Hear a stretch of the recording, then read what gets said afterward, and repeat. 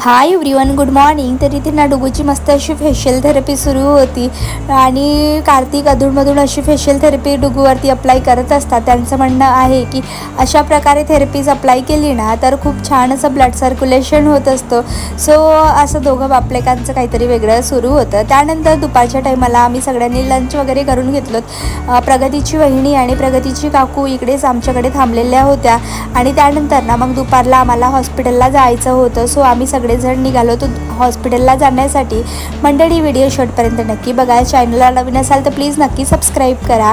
आणि त्यानंतर हॉस्पिटलला पोहोचलोत आणि मस्त असं बाळाचं लाड करून घेतलं. बाळ ना मस्त असं झोपी गेलेला होता. तो दुपारला ना मस्त झोपतो आणि रात्रीला मस्त सगळ्यांना जागवत असतो.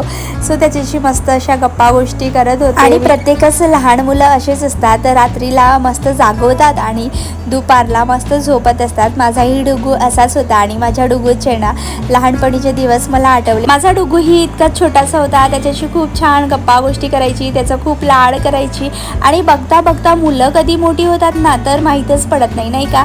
त्यानंतर फार्मसीमधून डुगूसाठी विटॅमिनचा ड्रॉप घेतलं आणि निघालो घरी जायला. त्यानंतर नेक्स्ट डे इव्हनिंगला नेहा आणि रंजना काकू आलेल्या होत्या प्रगती आणि प्रगतीच्या बाळाला भेटण्यासाठी.